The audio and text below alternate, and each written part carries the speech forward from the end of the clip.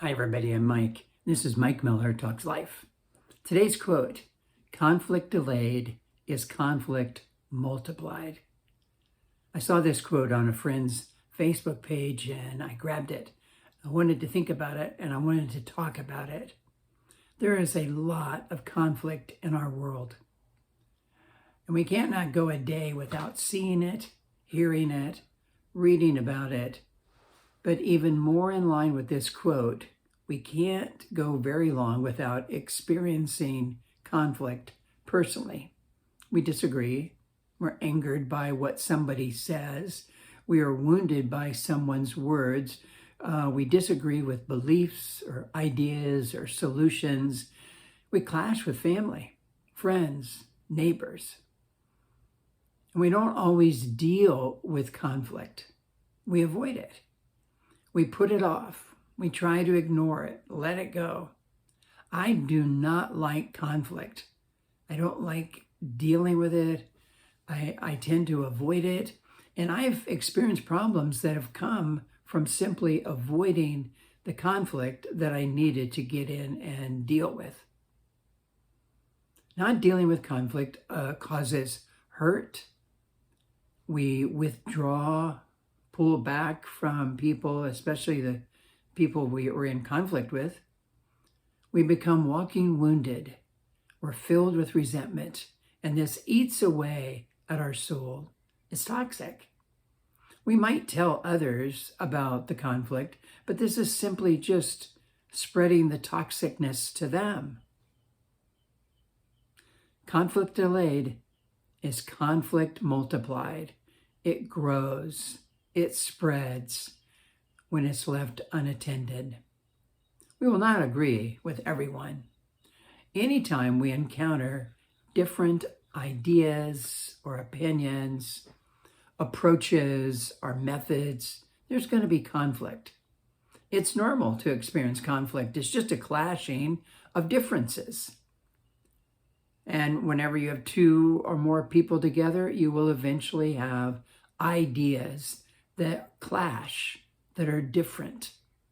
This is totally normal. We simply need to learn to discuss, to talk through our differences.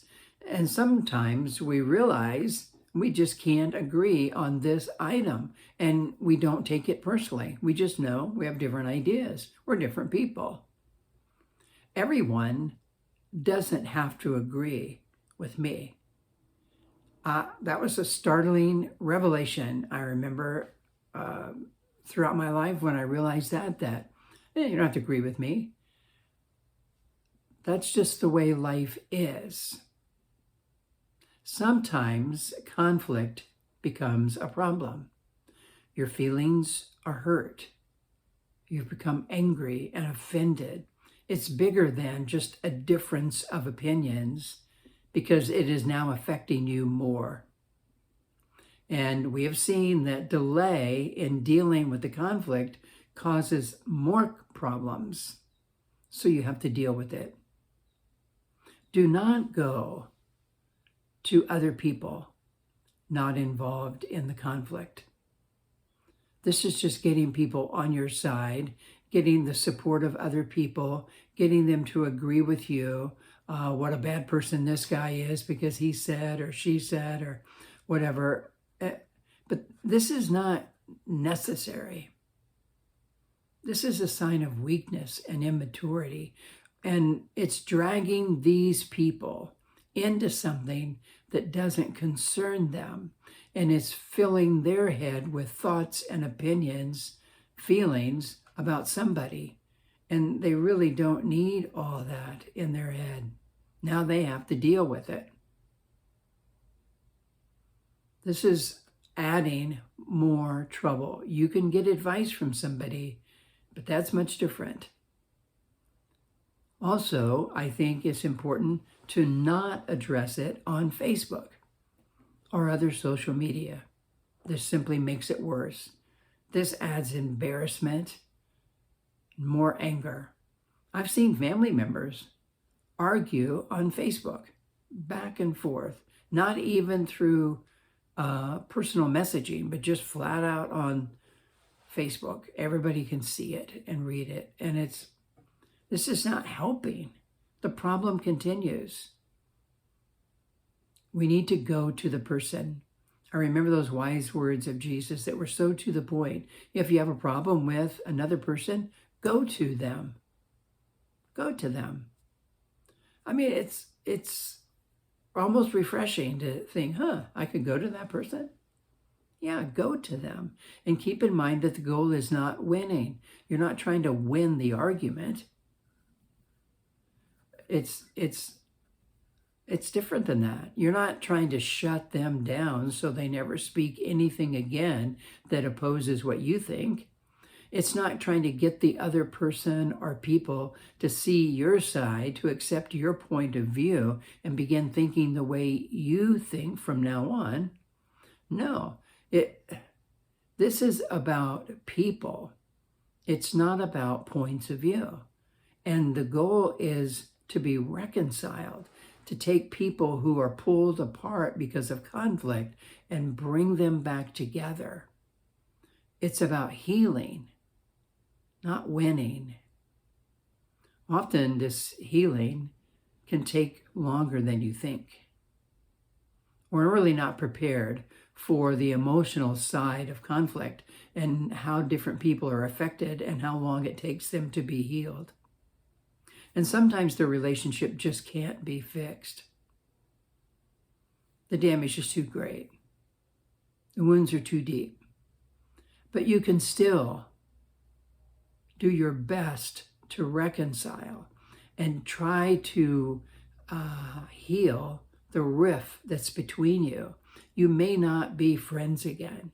You may not be close again. But you've done all you can to bring healing.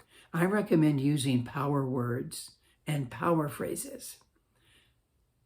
They require great humility on our part, but they bring healing. And they're just so crucial to go to this when trying to deal with a conflict. I think I find them powerful. I am sorry. I was wrong. Will you forgive me? I forgive you. Just saying those phrases is powerful. I feel it. I know you can. I remember a man came to see me once, and we were in a conversation earlier with a few other people, and we're joking around about some things. And I said some things that were totally offensive to him, and I didn't even realize it because I thought it was all in the spirit of lighthearted joking around, and so did everybody else. And he came to see me, and he started the conversation with, you said some things, and boy, they really hurt me. I was quick thinking, what? It was lighthearted joking, but I didn't defend myself. I remember saying, I am so sorry. I was so totally wrong in what I said, and I need you to forgive me. It took him aback. It made him pause. There was nothing more he needed to say because I just humbled myself before him. I was wrong. And that's the kind of reaction you want. I'm sorry. I was wrong. Will you forgive me? I forgive you. It's not about who's right and who's wrong. It's now about people who are hurt and need to be healed. Christians have a mandate. We are to forgive, and we are to follow the teaching of Scripture, which is to live in peace with everyone, if at all possible. Live in peace. Do you need to have a peace conference with somebody? It's not a call to give up your beliefs, your convictions, your worldviews, your political ideas, the way you do things, your approach to things. I have some very strong beliefs, and I'm totally convinced I am totally right.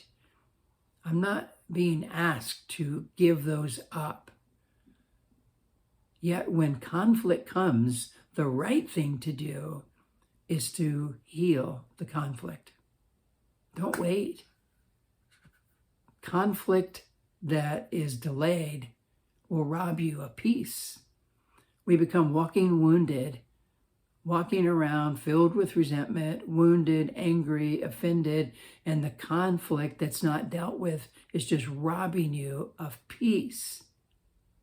And you're hurting yourself and those closest to you. So take the first step. You feel it. If you're feeling it, then it's your move to make the first move. Reach out to the person. Keep in mind, delayed conflict is conflict multiplied. Hey, thanks so much for listening. Hope this is helpful, something to think about. Boy, it spoke to me. Conflict is easy. Dealing with it is hard, though it's easier than we think. We just need to step up and humble ourselves, and healing can come. So I hope this is helpful to you, or maybe something you want to share with somebody else. And I always appreciate if you click like or subscribe, and I totally appreciate just taking the time to listen. You're busy people, have a lot going on, so I always am humbled and grateful that you do tune in. And until next time, take care of yourself.